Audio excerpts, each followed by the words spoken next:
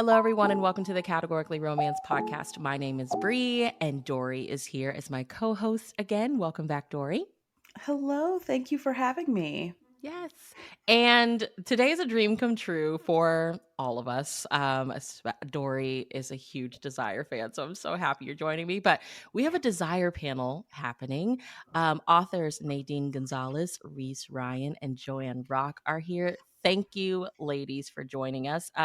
Let's start with Miss Joanne. Tell us how 2024 has started for you. It has started with so much hard work. I am sad that Desire is going away. I had my last Desire in December of 2023. So 2024 is all new terrain for me, and I'm trying hard to adjust. But I'm excited after a year of sadness about Desire ending. I am going into self-publishing my backlist, and it's been really exciting and fun. It's been overwhelming. I'm like a kid on the first day of school. I don't know anything that I'm doing, but I'm excited with my backpack and just like ready to dive in and work hard. So I'm going into some direct selling. I'm revisiting my favorite manuscripts from the past and revising them, reworking them for today. And I'm just putting out all the best of the best with new fun covers and just enjoying what I have done in the past for a little while before I write anything new. So I'm celebrating that in 2024. I really love that for you. I love it. Thank And I love that for us. Miss Nadine, how has Yes. 2024 started for you? Yeah, well, like Joanne, my last Desire came out at the end of 2023. So I felt like it was sort of anticlimactic, to be honest. It was the end of something rather than the beginning of something. And so with 2024, I'm just trying to look forward, I think. Yeah. Yeah, understand. And Miss Reese, 2024, how's it started for you? 2024 came out swinging, like kicking my ass. Literally, we attended my father-in-law's memorial service yesterday. Oh, It was Oh, like so it's sorry. just been like a nightmare. Like my husband had went to see his dad, and while he was there, he got COVID. By the time he got back, literally the day he got back to see his dad passed while he was there. That after 3 hours of visiting with him. Mm. So it's like been just a really rough, wild start. Not the start I was hoping for 2024. yeah, But yeah. No. like Joanne said, like last year was just very up and down, with the news and definitely going through all the emotions of sadness and anger and all those kinds of things. But then I came out at the end of being really excited because it had always been my goal to be a hybrid author. Mhm. And I just was so caught up in like turning out books for Desire that I just did not get a chance to really, really do any much on the indie side. So I've been really, really excited about starting this series that I actually first thought about and had pitched to a publisher like 6 years ago, and I kept holding on to it. They wanted me to send them something, and I kept holding on to it, and so I'm glad I did. But yeah, 2024 started off rough, but I'm also very excited about everything that's coming up in 2024 for me. So Yeah. Well, I have before Dory asks the next question, I want to ask, since we're kind of we're still early into the new year and this is still like fresh news, but like as a category reader, I've only experienced now, this is only my second experience of like loving a line that is closed.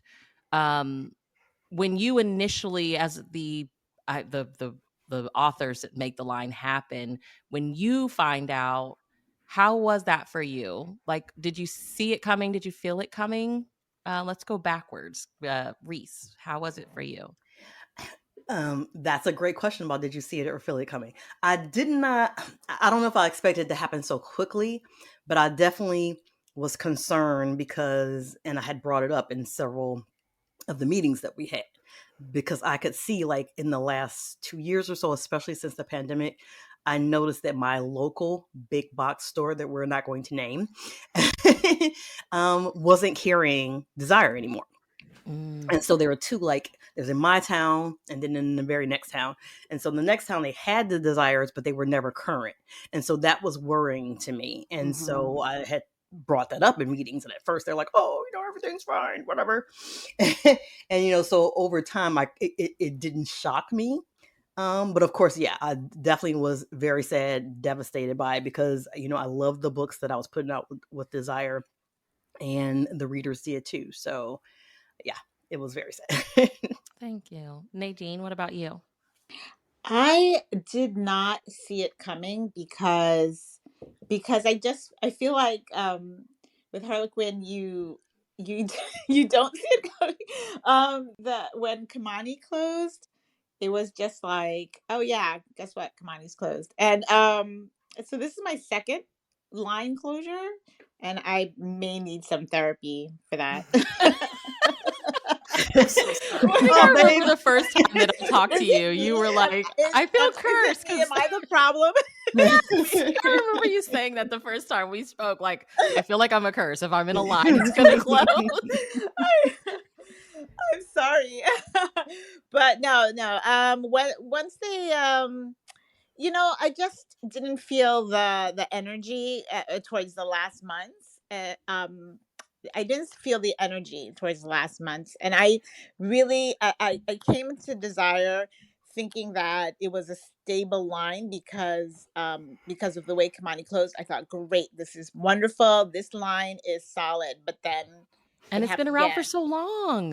Yeah, I really did not. I think that was my real issue. It was this false thinking that, oh no, like the other line was precarious, but this one is really solid, and I just sort of relaxed into it. And then so when it closed, I was like, oh, there is no solid really. It's publishing. Yeah. Yeah. What about you, Joanne? I was gutted, absolutely gutted. But I can't say I didn't see it coming. There were certainly signs. But I was surprised how fast it happened when it happened. I had been through the closing of Temptation and the closing of Blaze, both of which were sexy hotlines in the same way that Desire was. But when both of those closed, there was always Desire, and Desire was a sexy line. And, it seemed like it had, really been around for a long time. And I just felt like, excuse me, if Desire closes, I mean, that's huge. I'm still surprised that it happened in some ways, that they couldn't make Desire work. I feel very sad as a writer, and I feel sad as a reader that we won't have those books, because I feel like it's a category within series romance that is not replicated. Yes, there is the sexiness of Presents, but Presents is its own unique thing. It's a very different fantasy, kind of, way aspirational life that those characters lead. I don't really see it that much in competition with Desire. I felt like Desire was unique in the the category that it filled. So I was really surprised, even though I knew, things weren't right. They were working hard to maybe change this, change that, change the covers to get back on track. But, COVID and the weird supply chain things that happened afterward, that was kind of the beginning of the end, that we couldn't get books to the stores a few of the months, that the books were not there, and that's devastating for an author who has books out in that month. Oh, your book just didn't get to the stores and didn't get to the readers, so that all you have are online sales. So I think that's when things started to really fall apart and make me see, oh my gosh, this, it really could happen, that Desire won't be back. Yeah, it was devastating for us as readers too. I Mm. remember posting a couple of pictures at Walmart at 6 Mm. a.m. like, where are How all can the this be? Harlequins? Yeah. I mean, it's so heartbreaking. And from a reader's perspective, I am kind of a newer category reader thanks to Miss Bree over here. And so for me, I started reading Desires in 2023. And I fell in love, became completely obsessed with the line. I've talked about this on the podcast before, how I was in kind of a reading slump, and the Desire line really got me through and really kind of reignited my love of reading and romance and category in particular. And so to fall in love with a line and then that same year have it be discontinued was so wild to experience. And when I found out, I flipped out, I freaked out. I was texting Bree and she was kind of trying to talk me off the ledge, and I was like, I've fallen in love with all of these stories and I'm so scared. I'm gonna, I want to see these authors still and read their stories. So, I mean, I'm glad we're doing this support group this morning, and that everyone, we can commiserate together, because it's been really tough. Yeah, it's Um, definitely like a presence that I think Joanne, you touched on it perfectly. Is just not going to be seen anywhere else, and that's what Right. sucks. Yeah. for sure. But I think that what is wonderful is that, there are still all of these stories all still exist, and they can still, and readers can still find them and hopefully fall in love with them like I did. So I would really love to know from all of you. Um, I'm wondering how you would pitch Desire to a new reader or someone who is interested. So if you could please fill in the blank. If you like blank, try a Desire romance. So I will start with Joanne. Well, my answer is I can never choose just one. But I think if you like Jane the Virgin, you'd love a Desire romance. But Oh, that's a good also, one. if you liked Succession, you would like a Desire Mm. romance. And I think that kind of there's a gamut of Desire stories, that kind of wealthy world, and we see that even for Jane the Virgin, where she's a heroine who is more, blue collar, um, middle class, kind of not blue collar. She's not blue collar. She's middle class, and working her way up in the world. But the world that she's in is very glamorous, very glitzy, very wealthy. So she circulates in that world, and I think that's very Desire heroine esque. But then some of the Desire stories are really that wealthy, glamorous world of Succession, where there are. And then there's lots of drama, boardroom drama, workplace drama. So I think Desire could be either of those. Yeah, and the family dynamics too in Right. Succession. Yeah. That is for sure what I think of when I think of Desire. Nadine, what about you? I am going to say, if you liked your soaps, you will like Yeah. just thinking, just the other day we were thinking of this character, a name of a character that a name that sounded familiar, and then we're like, oh my god, this was a character in this was a character from General Hospital, right? And my mom, my sister, myself, we were all like, "Oh my God, it's Lucky from General Hospital." But we just really have a connection with its drama. It's every episode is high drama, but also characters that feel really familiar. That was a comfort watch with your soaps. Yes, I still love Victor Newman. Okay, Yes, I still love everybody me loves some Victor. Victor. I too am a General Hospital fan. I watched it when I was younger growing up. And so, yes, I love Lucky forever. So, thank you. I love that response. And Reese, what about you?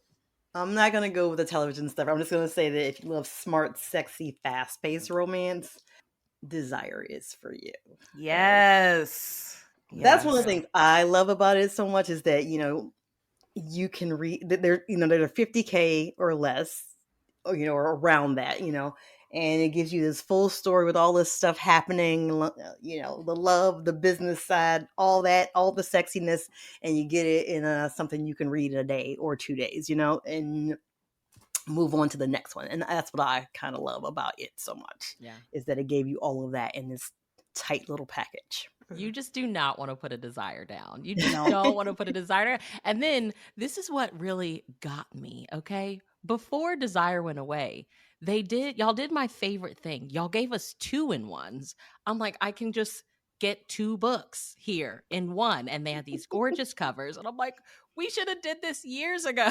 I felt so spoiled, and I was so mad at the same time because I knew it was coming to an Yeah.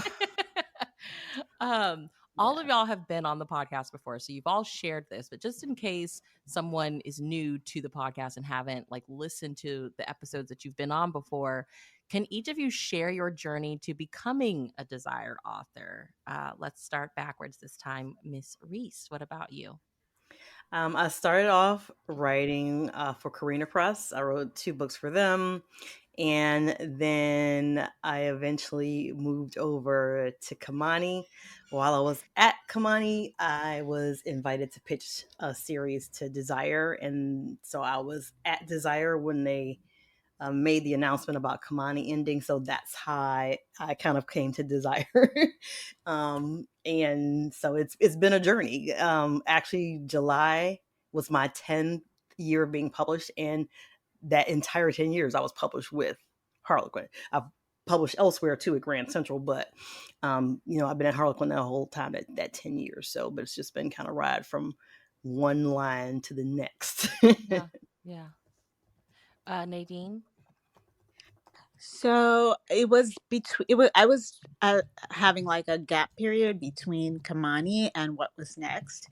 So I was first published with Kamani, 2 books like Reese, and then the line closed even before the last book of the 2-book series was coming out. The announcement was made, and then my last book followed. Then I was sort of like adrift for a bit, and I went to New York to I think the last of the big conferences for Romance Writers of America, and I pitched to my editor and the editors who were at the panel, and um, that was it. Like, I walked away from that pitch not thinking too much about it. I left New York thinking like, okay, I did this whole circuit thing, and I'm just going to go back and work on my manuscript and submit as usual. And so, like, 6 months later, I got an email from my editor, Erin, who was like, hey, we met you at the conference. Let me see what you're working on. And that's how I made it to Desire. Joanne, what about you? Wow. I love this. One of my favorite parts, by the way, is hearing how other creatives got their start. I really enjoy that. And I know of both of these ladies, but it's something that we don't necessarily talk about behind the Yeah. scenes. How did you get started? So thank you for asking those questions. I always enjoy listening to the podcast and hearing those responses. I got my start. I've been with Harlequin for 20 years. My first book was on the shelves in 2002. So I have been publishing with them in one line or another for all of that time. So this is a huge, sea change for me to not have another Harlequin book in the works coming up. It's very, very strange. But I sold my first book to Harlequin's Temptation line. It was called Learning Curves, and I have just bounced around from one line to the next. When one line closes, another door opens. And that could still be the case for me. But as of right now, as I told you, I'm moving forward with some of my self-publishing goals, looking at my backlist, and just really enjoying where I've been, and looking back at my journey. I have a question, but I just thought of a question. So, Dory, forgive me because I got to insert a question. When I think of and you all are such like big names. Like when you think of Desire, you think Joanne, you think Nadine, you think Reese. But you all also did write for other lines. It's like you think of Kamani, you could think of Reese and Nadine, you think of Blaze and Temptation, Joanne, you can think of you think of your name as well. So this is nothing that none of you all like haven't experienced before. But when it's fresh like this, it's like you all have been delivering for Desire and now it's gone. Is there ever this like almost like, where do I fit now? Because the lines are so different. The reader's promise is so different. And unless you're one of those authors that have been writing for both Desire and something else, is it ever like, I don't necessarily feel like I fit into any of these because you have been crushing it in Desire and now it's gone. Does that make sense? I did feel like among all the lines when I was first pitching to Harlequin, Desire was my goal because I thought that that was the one that best suited my type of writing. Like, let's just say that I was reading Desire books as a teenager. The line was, as a teenager, as a young adult, those were the books that I would grab off the shelf. And I was excited to contribute to that line. And so when I thought, hey, I know what, I'll write for Harlequin. And so it really, they had this little org chart on a website, and it kind of made clear, like, you better go to Kimani. Like, that's where your story is going to be accepted. So I went there happily and got in. So yeah, I do wonder. The only other line that I think about, and it isn't presents, it probably would be like medical. I think I could write a really good medical, but yeah, Desire is an iconic line in my mind. Yeah. What about you, Joanne? I It's hard because I feel like, well, where am I ever going to tell a secret baby story again? Because to me, that's I couldn't tell a secret baby. I had been in my career for 15 years before I sold to Desire. And when I got to Desire, I thought, oh, now I can sell a secret baby because this is where it's done. Um, so, I mourn that perfect spot for a secret baby and story. But the the opportunity, once you get by the sadness, the thing to look at is, well, what else could I do? And as a creative, I think that is exciting for all of us. Once you're get rid of the, okay, it's not coming back, and you move past that. Well, what else could I do? And there is something, maybe I could find in another line, that secret baby that made it so exciting to go to Desire. Like, what is unique that I haven't tried before that maybe I could be really good at, and that could be really fun for me. So it's exciting to kind of start to look around and see what else is there. What other kind of story would be fun for me to tell? To tell, yeah. What about you, Reese? So it's not that I don't think that I would fit anywhere. I mean, I feel like I could do special edition. Um, I feel like I definitely have a story that would be perfect for like intrigue and stuff. So it's not that I don't feel like I fit anywhere. It's just that I, even within Desire, I was kind of a rebel, always trying to sneak stuff in. You were. Like I'm always like sneaking stuff in and see if they'll let me do this. Think wheat brownies. Yes, exactly. So, that kind of stuff. So this felt like an opportunity for me to do whatever the hell I want. Yeah. Without having to have the restriction of word count or the restriction of whatever. Because I'm not going to lie. There's been times I turned in proposals and they're like, hey, we love this, but could you put the pregnancy in like the first third of the book? And I'm like, I'll see what I can do. Nope, it still stayed at the end where I had it originally. So yeah, I was that writer. And so like definitely this feels like the time for me to try to do my own thing. So I was actually at a book club meeting last Sunday evening, and one of the readers, Shavana Futrell, said to me, she said, I feel like in reading Date for Hire, which was an indie book that I did put out last year in September. And she said she felt like reading that book. She felt like she was reading Reese Ryan with the restraints off, just doing what she wanted to do. Yeah. And that made me feel so good because I felt so seen. Like it's all the things I loved about Desire, but also I can just say whatever I want and cover whatever I want. And that felt really good. So that definitely made me feel like it's the right choice to keep moving in the direction of indie. Not saying I won't ever do trad again. There is a trad series that I have a couple editors waiting for the proposal, and I just keep putting it off because I'm so focused on the indie stuff. And right now I'm supposed to be editing my next trad book for for Grand Centrals, which is due Friday or Thursday. So so it's not that I'm never going to do trad again, but I am really excited about the possibilities of indie and how it opens the door to what I want to do.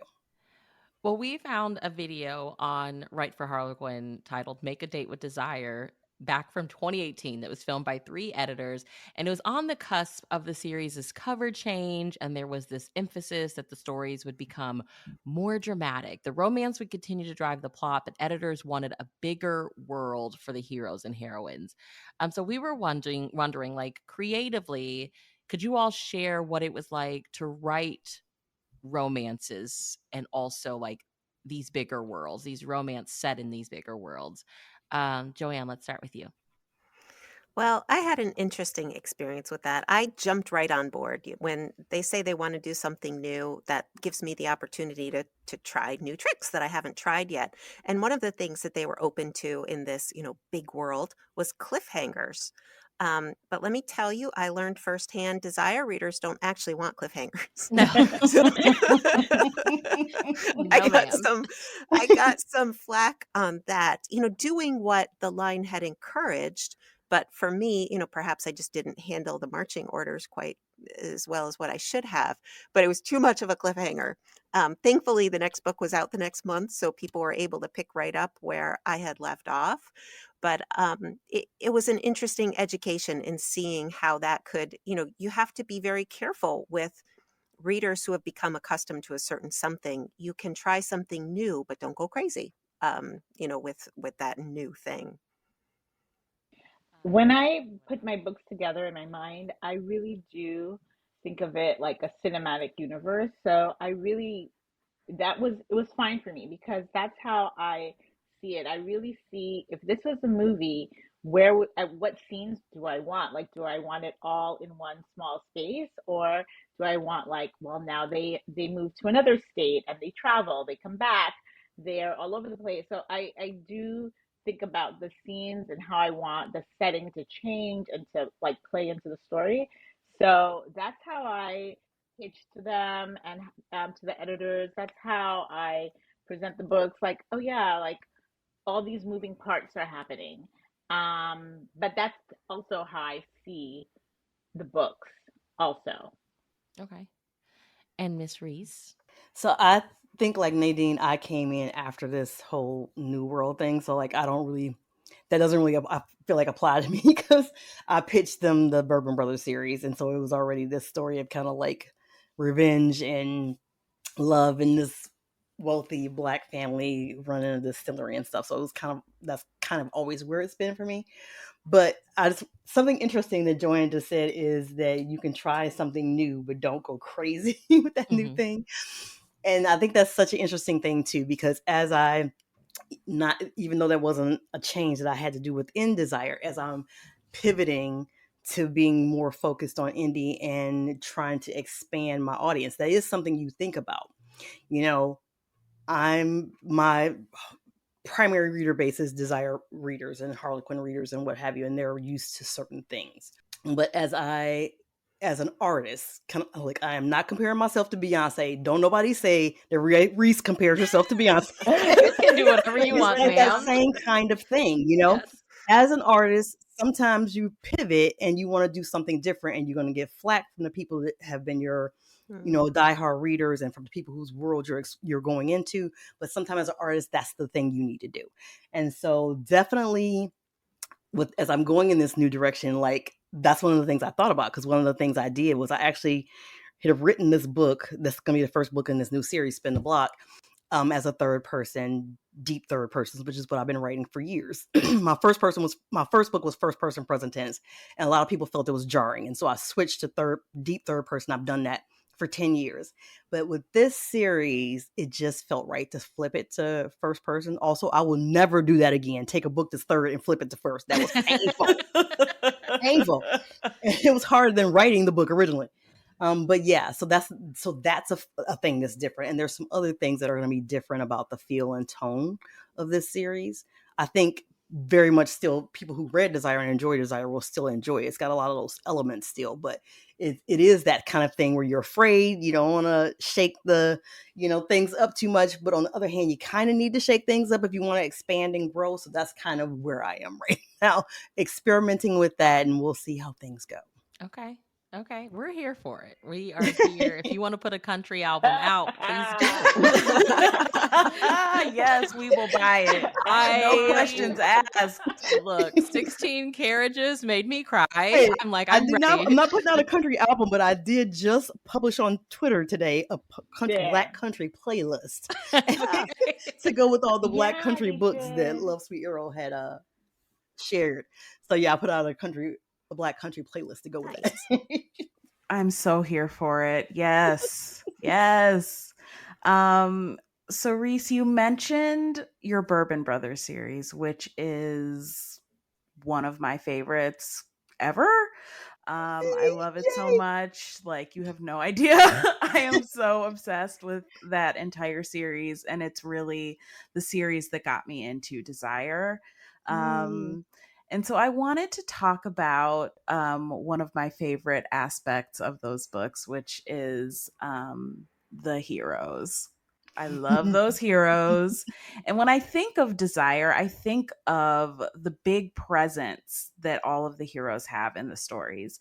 And so Mhm. I'm really curious to know, for all of you, do the heroes typically come to you first, or the heroines when you're conceptualizing your stories? So I will start with Miss Reese.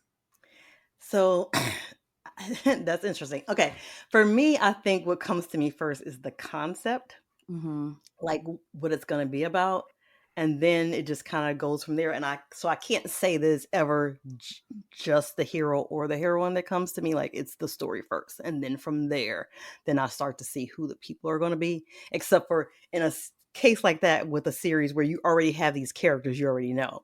So there's the first one, and then after that, there was this whole family of people and we're getting to know them throughout the series. And so I already know who the hero is, or one of the characters is in a series like that. But when I'm first starting a series, it's just more the concept, and then the people start to come Wow. from there. I first think about like the setting, and then I'm like for the girls, so then I kind of put a girl in the setting. Like, what if this, girl was working here or doing this exciting thing? And then from there, I have to find the formidable hero that will, shake up her world. Like, and finding the hero is such if I don't get the hero's voice and his sarcasm, his humor, his charm, how he flirts, how he walks. If I don't get all of that in my head, we don't have a book. Like, we are in turmoil. We are Mm-hmm. rolling in the deep. Like, it's really like there's no book without the hero. It doesn't come together until I see like the spark of the hero. And but the with the heroine conceive it fairly easily because I think of this world and I think, well, who fits into that world? What kind of girl do I want? Girl experience do I want to have through this character? That comes second nature. That's very easy. But then, one guy, like, who's this guy? Nadine, you can go ahead and say it. Who's her Mr. Big? Okay, everybody, Nadine and I love Sex in the City. So she says Me three. she's like, she starts with a girl because she's all about, the girl gang. And then Also, I hate Mr. Big. I'm Team Aiden. Sorry.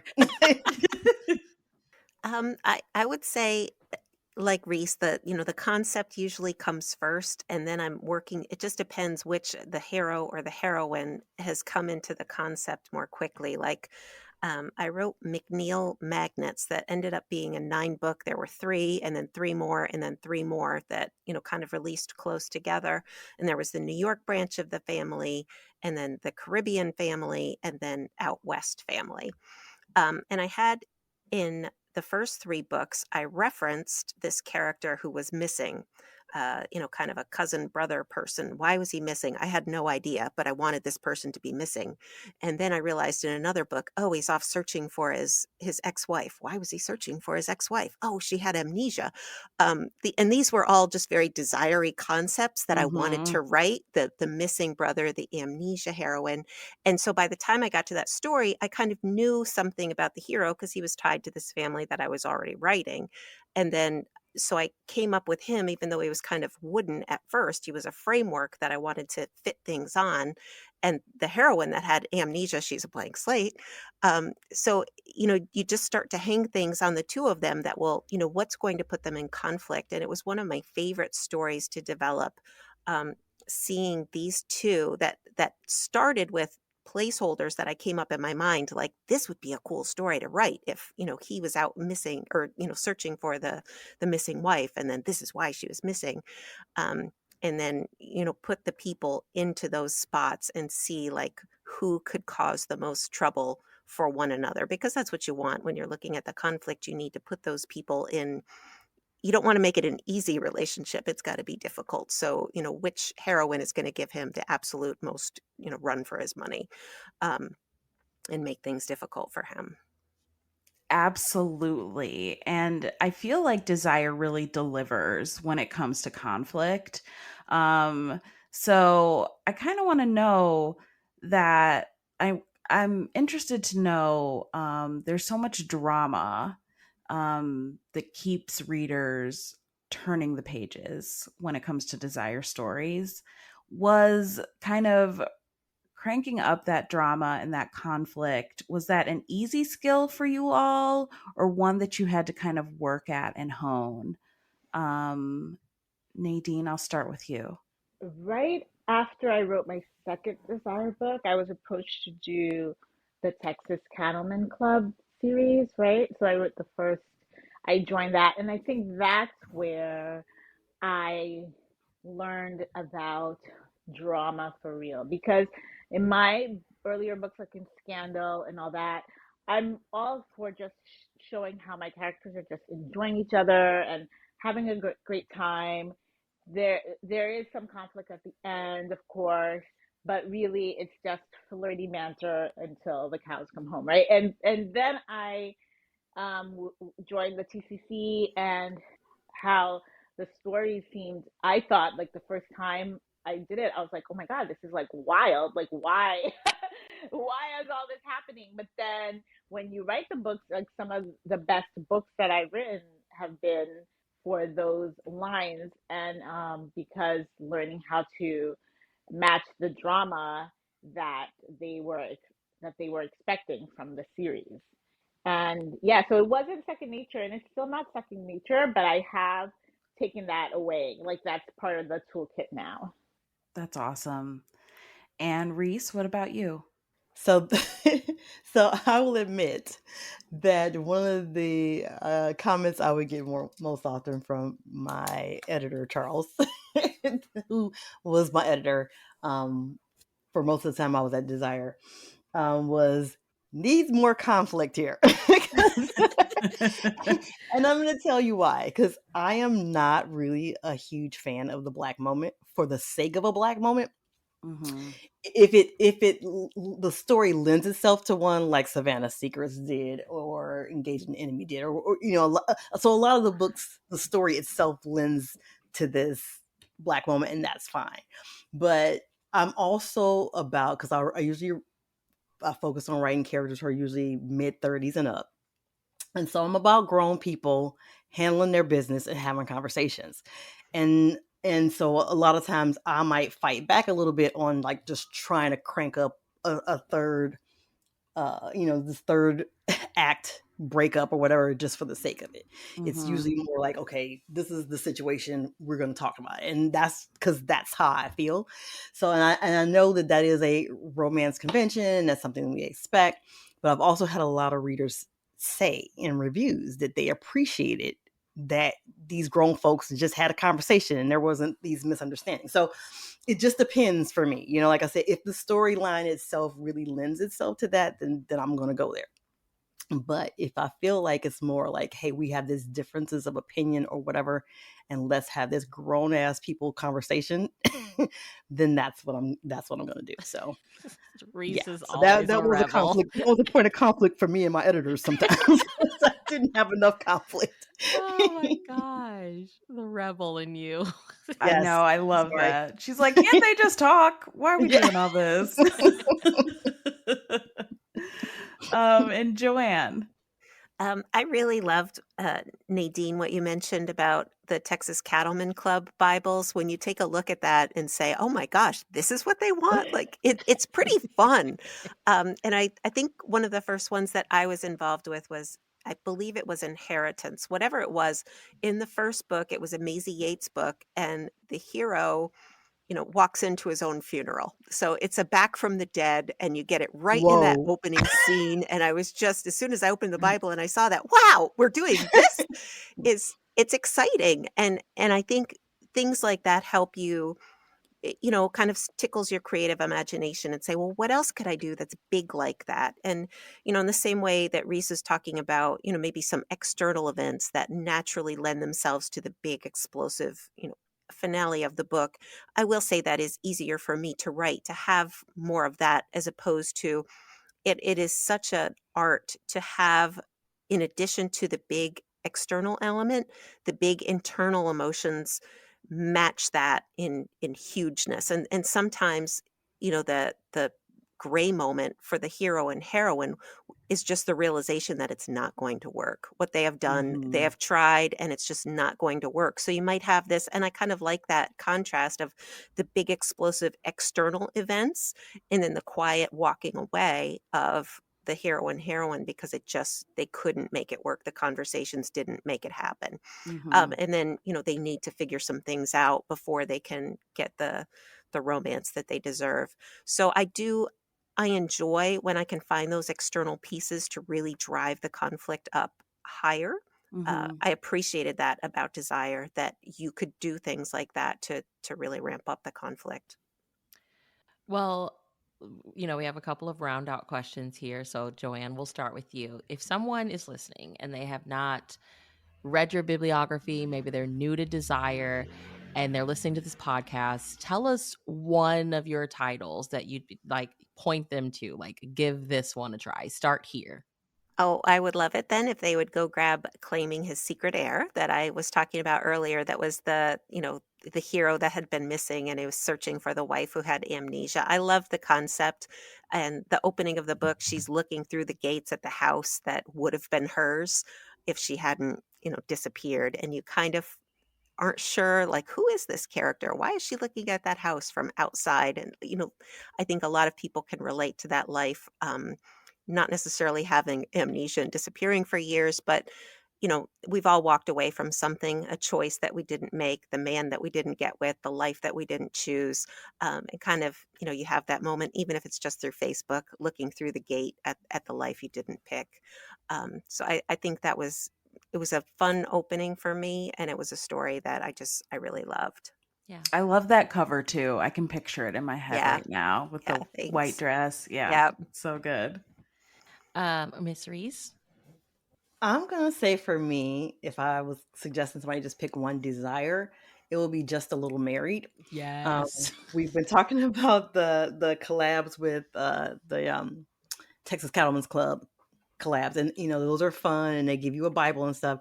But I love Just a Little Married because it was part of the Moonlight Ridge trio that uh, Joss Wood, Karen Booth, and I did together, and we created that from the beginning, ground up, all of it ourselves, as opposed to somebody giving us something. We're like, my character wouldn't normally, I really don't like this, but you got to go with it or whatever. So we created all of it and decided on everything. And I love that book so much in terms of like, give you a family drama with these foster brothers, and then there's the drama between the two of them. It's a second chance romance, it's fake marriage. It's just so much fun and drama in that book, and I love that one. So that would be the one, Just a Little Married. I say go ahead and pick up Scandal in the VIP Suite because that was the dream book to write for me. It is set in Miami, but also in California.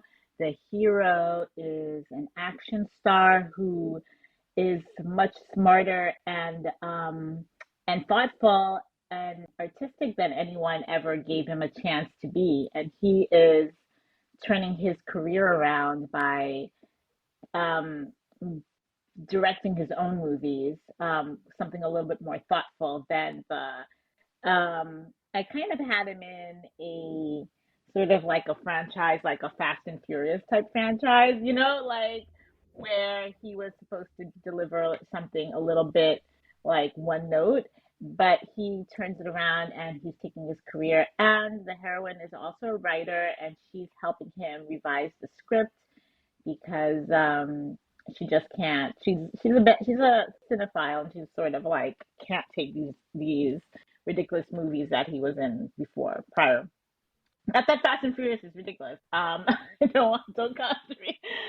In these fictitious movies that he was in, they were sort of like not the best. So that is like the big world of writing, having the hero wake up in California, travel to Miami, having my heroine from New York also travel to Miami, staying at this makeup Versace mansion on Ocean Drive. There, he's a celebrity, but he's also very down to earth. She's a writer and wants to like make her mark in the world. I just felt like that book was great, and everything else that follows, they're equally great. Scandal. There's There's only only one one hotel, hotel and they have room. to Oops, share you it, have and to share. all of that drama. And I felt like writing the world in that hotel was just such a big dream come true for me. Like that little book is the little engine that could for me. Yeah, I love it, and I hope people who read it love it too.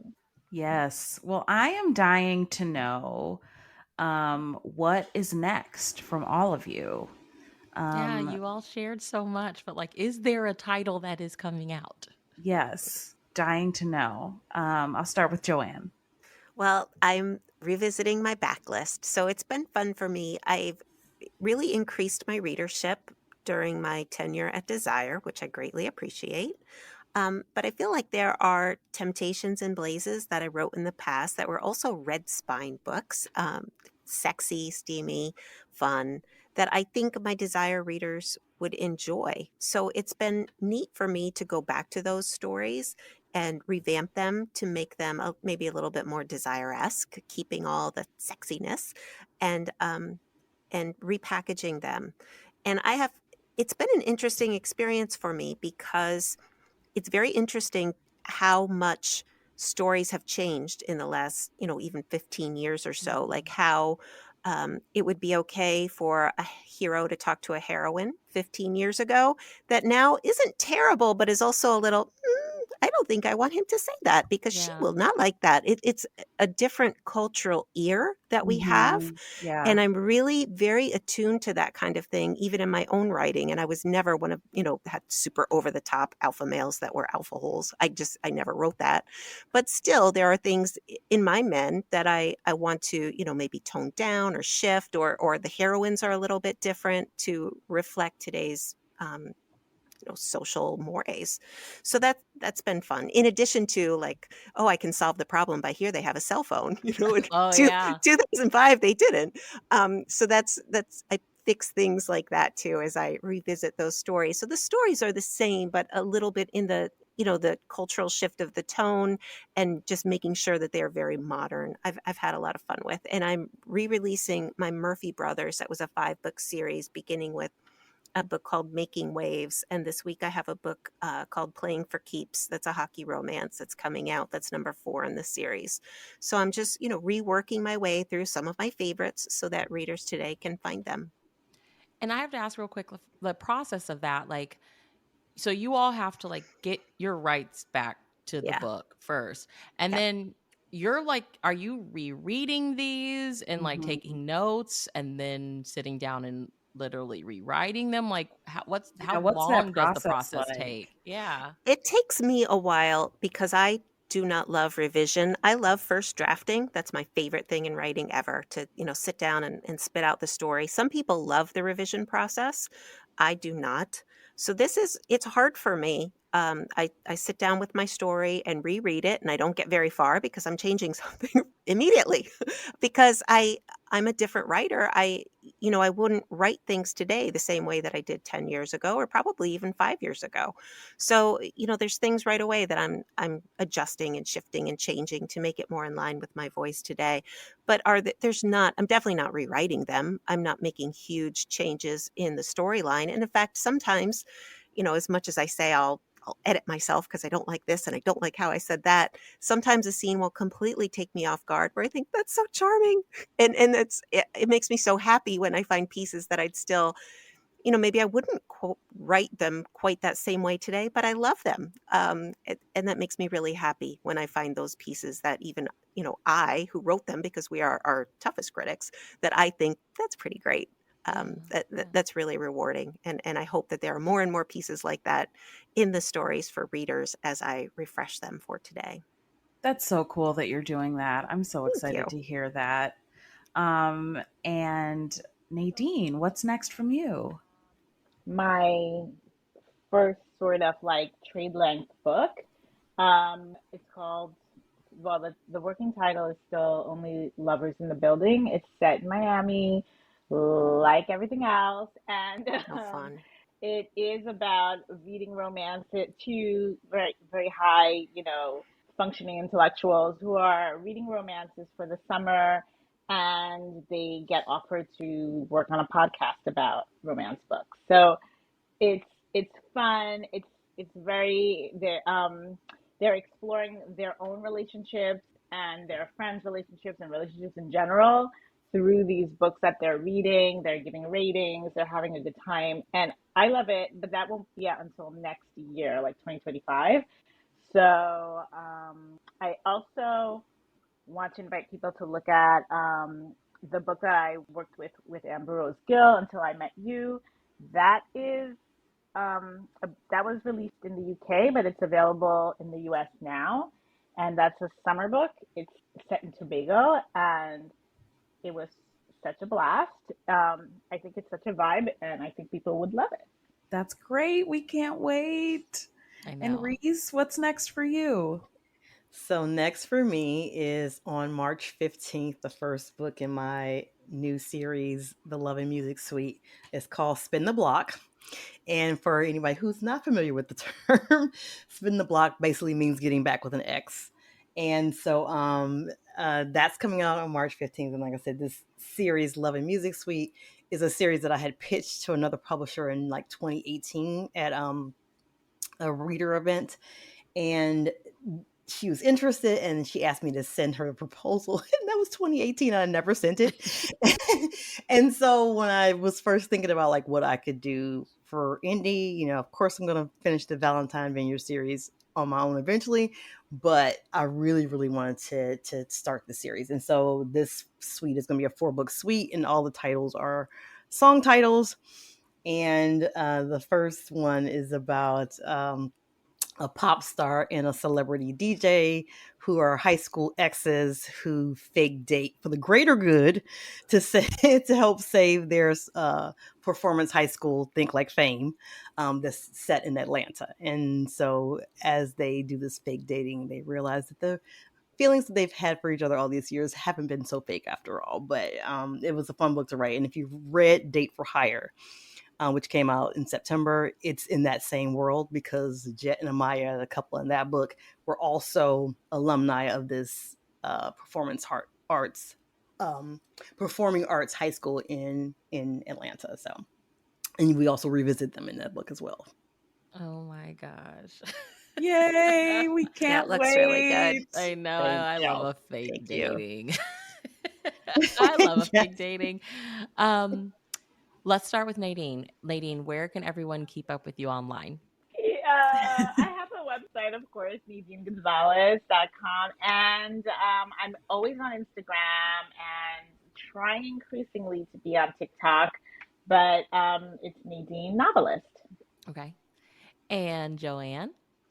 I'm at joannerock.com. I'm in the process of shifting my website into a Shopify store. I'm super excited to get into direct selling, and I'm hoping to release that still at joannerock.com in April. Okay. And Reese? And my website, reeseryan.com, is REES as in Sam, ERYAN.com. Of course, and I'm always on IG, and I'm trying to be better about TikTok, but just It's not easy, yeah. This feels like so much It's work. humbling. TikTok is humbling. I basically hear that all the time. Mhm. And even as like a blogger, I'm like, yeah, no. No. I watch lots of TikTok videos, but it's just so hard for me to feel like the work of making them. Right. No. I've given up. So, well, thank you all so much for this. This means so much to us. I can't wait to share it with everyone. This was amazing. Thank you. Thank Thank you you. so much for having us. Always Really a pleasure. And appreciate thank y'all it. for being such great readers and supporters. We really appreciate it. Yes, absolutely.